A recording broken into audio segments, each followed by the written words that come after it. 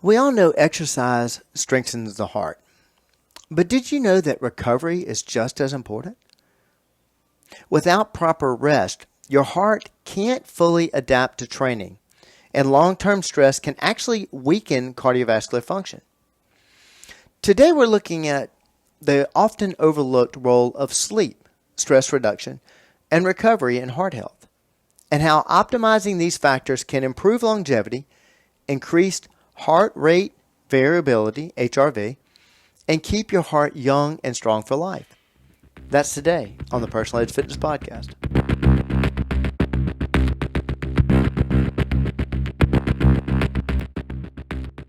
Welcome back to the Personalized Fitness Podcast, where we dispel the myths of health, fitness, and wellness. I'm your host, Garrett Williamson, president of Personalized Fitness.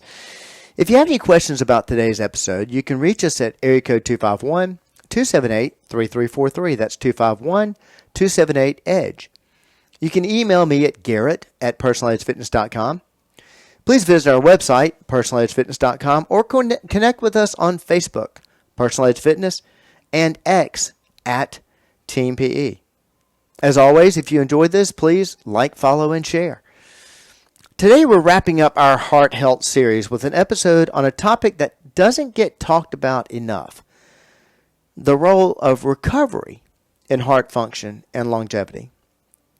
We've covered how the heart regenerates, how different types of training affect it, and even how mindset plays a role. But here's something most people overlook.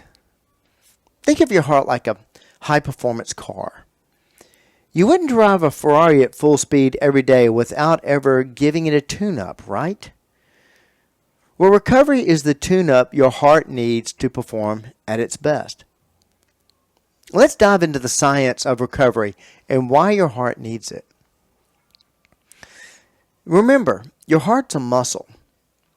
It needs recovery just like all your other muscles. Most people don't understand that muscles need recovery after exercise. But guess what? Since your heart's a muscle, so does your heart. How this works now, when you exercise, your heart works harder, increasing its workload.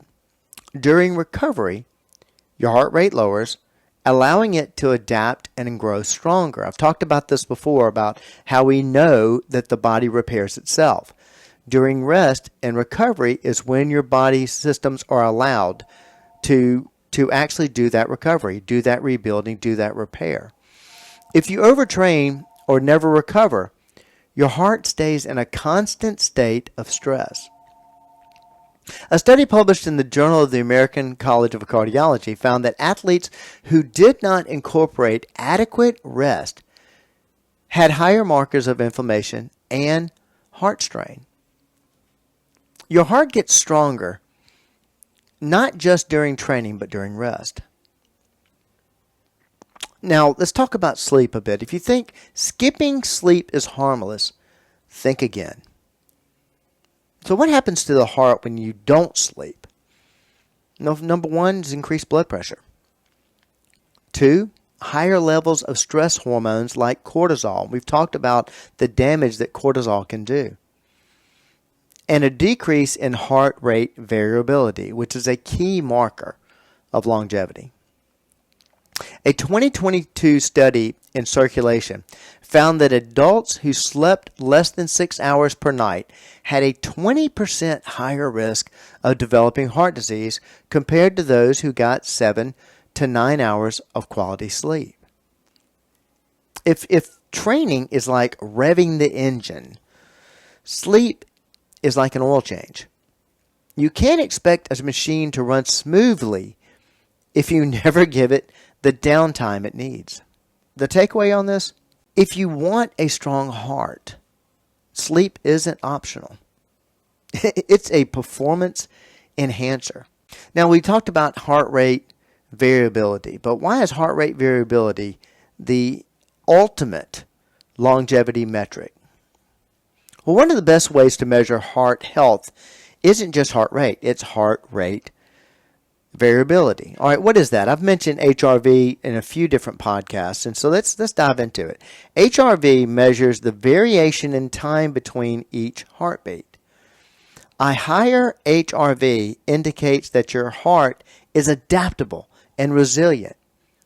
A lower HRV can signal chronic stress, overtraining, or even heart disease. Now think about that adaptability. If you've got something that's very rigid, stainless steel, there's not a whole lot of adaptability in stainless steel. A lot of times stainless steel will break before it bends. But if you've got something with a lot of variability, say rubber, you're going to have a lot of flex, a lot of give. It's going to be far more resilient. So how do you improve heart rate variability or HRV? Number one, regular exercise without overtraining. Number two, adequate sleep and recovery. Number three, stress management techniques like deep breathing or meditation. And as I talked about earlier, meditation it can be something as simple as talking to yourself positively, saying a prayer. These are different forms of meditation. And of course, the chanting, the sitting in the lotus position, what have you, doing the typical what you think of in meditation. Those are all great techniques also. But meditation comes in many different forms. Extremely important. If your heart is like a jazz band, HRV is the drummer. A skilled drummer can speed up or slow down depending on the rhythm of the song. A healthy heart should be able to adjust to stress and recovery effortlessly. Here's the takeaway. If you want a strong, adaptable heart, HRV is the number you should be paying attention to. And we've talked about exercise and sleep, but here's another key piece of heart recovery, and that is stress management. Now, I did cover this in another podcast, but let's go back over and show you how chronic stress damages the heart. It keeps blood pressure elevated, it increases inflammation, and it lowers HRV, reducing that heart rate adaptability. A study in psychosomatic medicine found that individuals who practice breath work and meditation for 10 minutes daily experienced a 15% reduction in resting heart rate. They experienced lower blood pressure and higher heart rate variability, which, as I've said in this podcast and many other, higher HRV is associated with longevity. Here's some simple ways to reduce stress for heart health. Something called box breathing. Inhale for 4 seconds, hold for 4 seconds, exhale for 4 seconds, hold for 4 seconds. That's why it's a box. 4 seconds, 4 seconds, 4 seconds, 4 seconds. All right. Another way of doing that, and many people do this. It's funny when I talk to people that do daily walks. That's the next technique. Speaking to a gentleman, I did a presentation to a corporate group the other day, and he came up to me and told me that he walks between 5 and 7 miles a day, every single day. And the first thing I ask anybody that runs regularly, walks regularly, bikes regularly, swims regularly, I say, you do that as much for your head as you do for your body. And the answer is always yes. Well, that's exactly what they're doing. They're lowering their stress, which in this case actually helps the heart.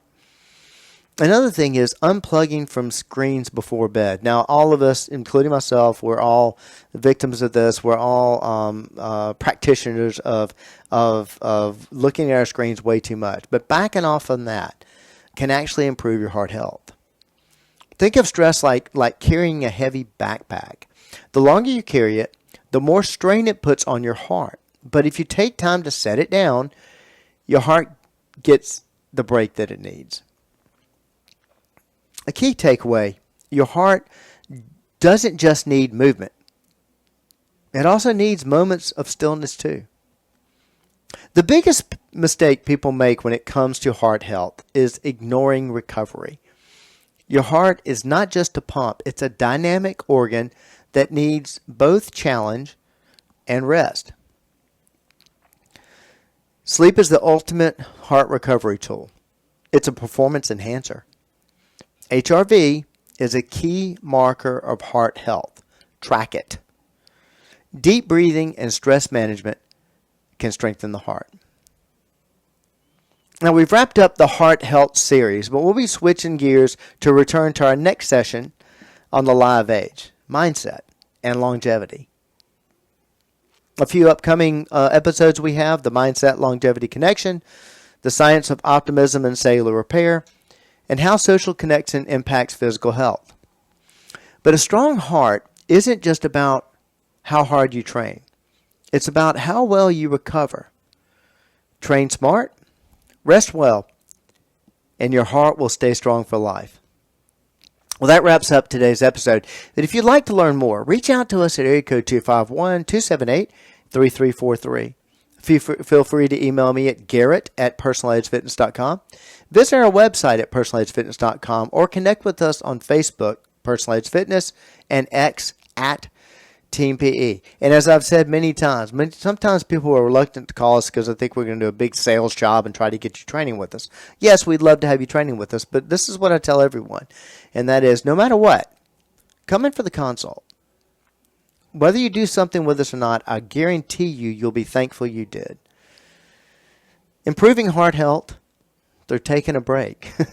That's just one more way Personal Edge Fitness helps you reach your level of wellness. Thank you so much for joining me today, and I'll see you next time.